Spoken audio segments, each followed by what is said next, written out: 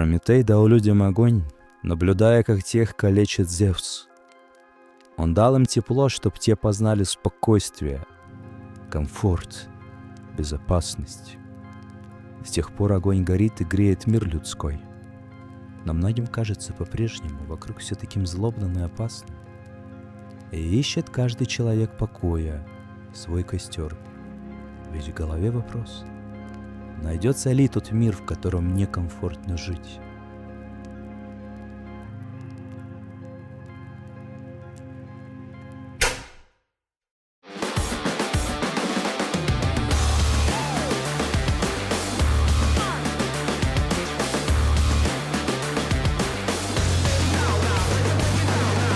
Антоха, 20 лет, картинги катаюсь 2 года, плюс-минус, туда-сюда. Мы на первом курсе как-то с однокрупниками просто сходили на картинг-центр покатать. Потом мне это так сильно понравилось, что я увидел чемпионат в своем вузе.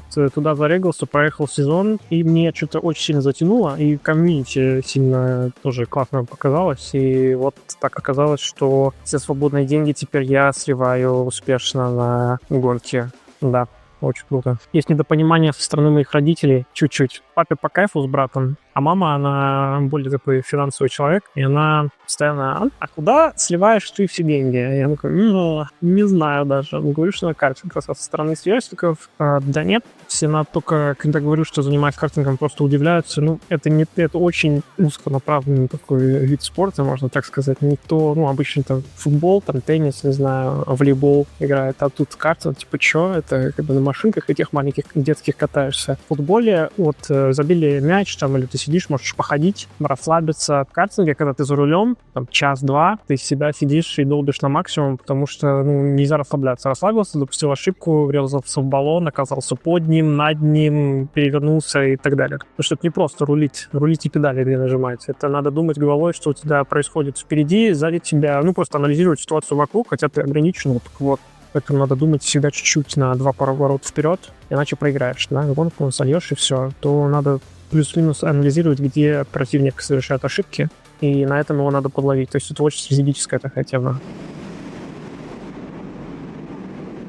Мне просто даже не жалко деньги тратить. Деньги не херовые такие уходят, очень большие. Как говорит моя бабушка: он бы пиво за гаражами с мужиками пил, намного лучше пусть идет на картинг катается. Это чистый кайф. Когда ты шлем надеваешь, визор закрываешь, все проблемы просто уходят. Когда моторчик еще работает хорошо, ты слышишь, что тебе по радио говорят, что едем в Новую, и у тебя хорошая машина, просто получаешь удовольствие просто от звука мотора, иногда отстреливает, потому что масло прольет. Это чисто мужская какой-то прикол, не знаю, адреналин 100%. Подходят экзамены, плюс очи, и это все немного накапливается. Тяжело отсидеть. А когда понимаешь, что вечером с пацанами пойдешь на тренировку, час откатаешь и как будто перезагружаешься. Вообще намного проще становится. Не всегда все идет как хочется, да? Не всегда все получается, но at the end of the day, как говорится, нельзя пускать руки, волноваться и переживать. Надо просто вперед шарашить дальше, и все. Мы выходим на финал чемпионата. У нас 4 команды, по-моему, в одних и тех же очках. Кто приедет выше в финале, тот и победит. Класс. Непонятно, что будет, и вот эта неизвестность. Хочется прям выложиться на максимум. Прям круто. Все стараются, и все наравне, плюс-минус. Хочется выиграть, хочется вверх держать. Это ж круто. Чистый кайф.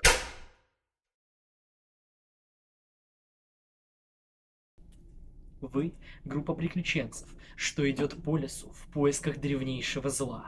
В момент вы замечаете, как перед вами развергся портал, из него вышел огромный мускулистый минотавр, держа свой двуручный топор.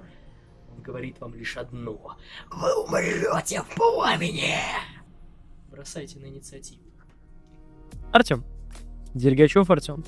Дергачев Артем Анатольевич. 20 лет. Веселый. Смешной. Мое прошлое было слишком темным. Первая моя партия случилась спустя год после того, как я начал ее готовить. Я захотел увидеть побольше красок в этом мире и привнести их в жизнь тех, кого я вожу. На самом деле, очень классный экспириенс. Тот, который ты получаешь в компьютерных играх, например. Вот у тебя есть квест, ты идешь туда, бьешь плохих ребят и помогаешь хорошим. Ты в них можешь отыгрывать персонажа. Себя, не себя, похожего по характеру с тобой. Может быть, твою полную противоположность. Ты можешь удовлетворить буквально большинство своих неудовлетворенных моментов в реальной жизни. Это круто. Ты вроде пытаешься куда-то уйти, но в то же время пытаешься реализовать себя. Многие из нас пытаются убежать куда-то. Кто-то использует работу, кто-то пытается сбежать в нереальный мир, который кто-то создал или они сами создают. Смотришь, типа, вокруг, просыпаешься, ты, негодуешь. А почему все так, как оно идет? Всем нам хочется быть частью чего-то цельного. Один человек — это один человек, а двое — это уже много. После вашей победы над Минотавром все не заканчивается. Вы видите, как в небе огромный темный силуэт проносится над поверхностью земли, а после, снося близлежащие деревья, падает с оглушительным боем.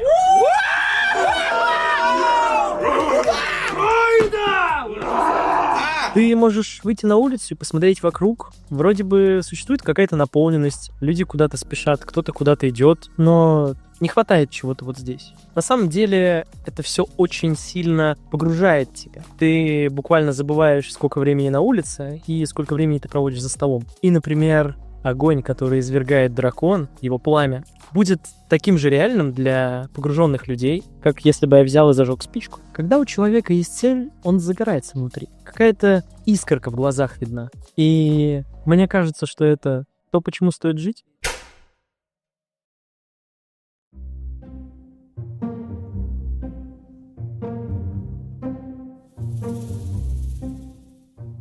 Меня зовут Сара, я лингвист. У меня есть такой проект.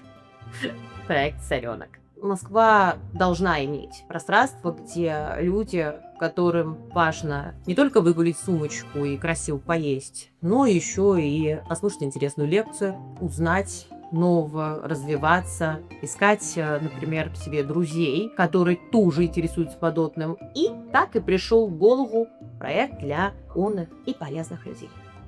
А как же слова-паразиты?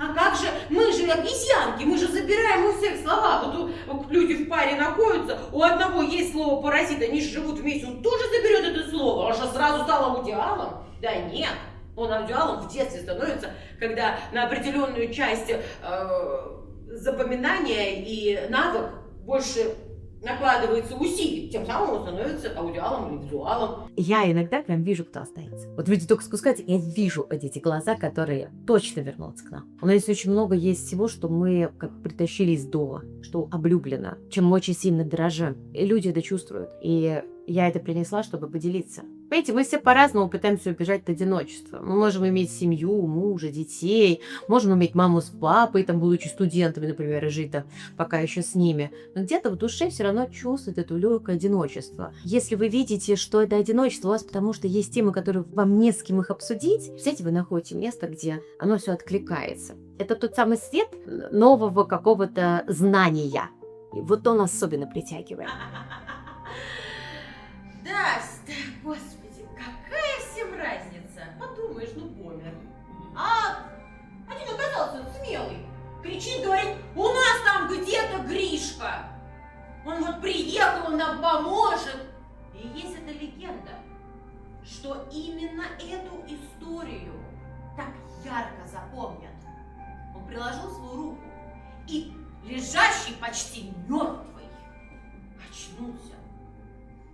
Жизнь можно назвать жизнью, когда вы отдаете и получаете. Это когда пришло какое-то иммерсивное шоу. Вы позвали маму, у которой болеет ребенок, человек, который был в большой депрессии. Он тебе подумал, там присылает, там я там вышел, вот мне так хорошо.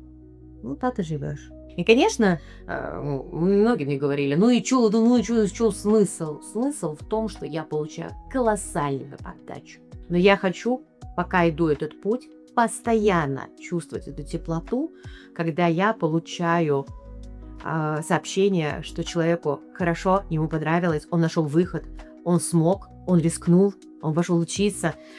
Или, как, например, недавно был у нас Маяковский, ко мне подошла женщина и говорит, я сейчас приду домой, и я сейчас пойду его читать. Он же, оказывается, не только пропагандист, там такая, оказывается, интересная история любви в первую очередь, да, и, это ж классно.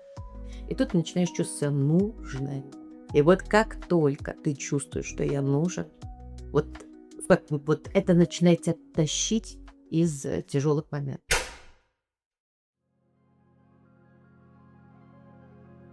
Путь за светом и теплом может быть долгим, может быть мучительным. Наверняка еще не раз придется встретиться с грозой и бурей лицом к лицу. Но Прометей затем и дал человеку огонь, чтобы он мог не просто созерцать, но создавать его. Зажечь его везде, где ему хочется, где бы он ни был, чтобы человек мог быть в мире, в котором ему комфортно жить.